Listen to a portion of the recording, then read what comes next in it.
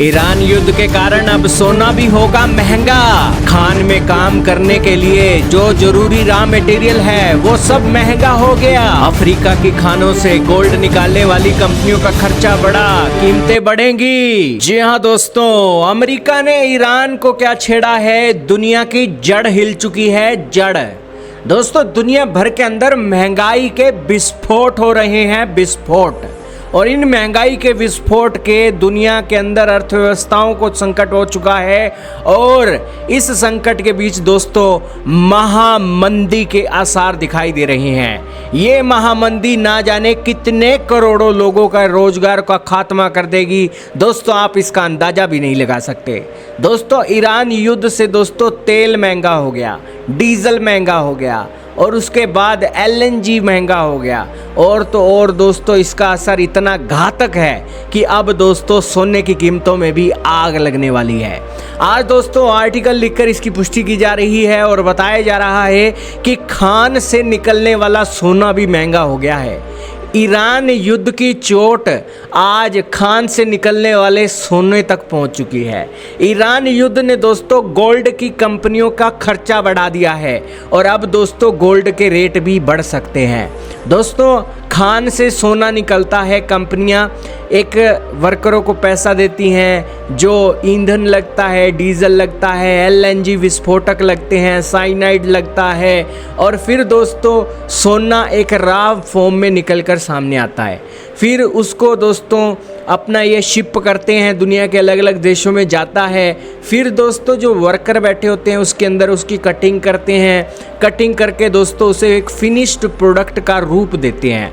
और फिर दोस्तों ये एक बड़े बड़े शोरूमों के अंदर एक ज्वेलरी के तौर पर एक सजता है और भारत के लोग बड़े चाव से सोने को खरीदते हैं।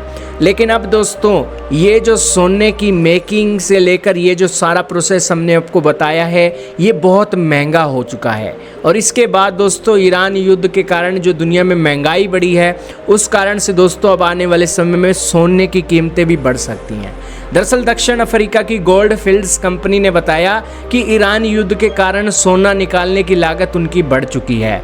और ये ईरान युद्ध के कारण हुआ है, इसके कारण क्या है तो आइए वो जानते हैं। कंपनी ने अपनी तिमाही अपडेट में कहा कि अगर कच्चे तेल की कीमत $100 प्रति बैरल रहती है तो इसका अनुमानित असर उनके पोर्टफोलियो स्तर पर $40 से $50 प्रति औंस के बीच हो सकता है।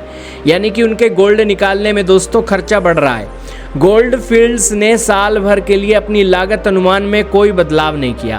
कंपनी का कहना है कि उसकी खदानों में अधिक ईंधन कुशल और उच्च क्षमता वाले ढुलाई सिस्टम जैसे उपाय लागत को नियंत्रित रखने में मुश्किलें आ रही हैं, जिस कारण से दक्षिण अफ्रीका की गोल्ड माइंस, घाना की gold mines, Australia, Chile, Peru की गोल्ड लाइन में संचालन करने वाली गोल्ड माइनिंग कंपनियों की लागत बढ़ चुकी है। सबसे बड़ी बढ़ोतरी तो डीजल की कीमतों में हुई है जो 70% तक बढ़ चुकी है। हालांकि भारत के अंदर रेट नहीं बढ़े हैं लेकिन दुनिया के अंदर दोस्तों रेट बहुत बढ़े हैं।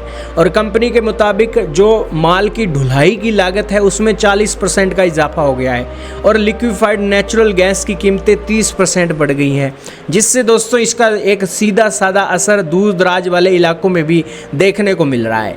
या तो दोस्तों इन गोल्ड माइंस के पास तेल और गैस निकलती हो फिर तो चीज़ों को एक मैनेज किया जा सके, लेकिन दोस्तों चीज़ें यहाँ पर मैनेज नहीं हो रही है और चीज़ों के रेट बढ़ रही हैं और इसका गिना चुना असर दोस्तों सीधा आपकी जेब तक ही आने वाला है।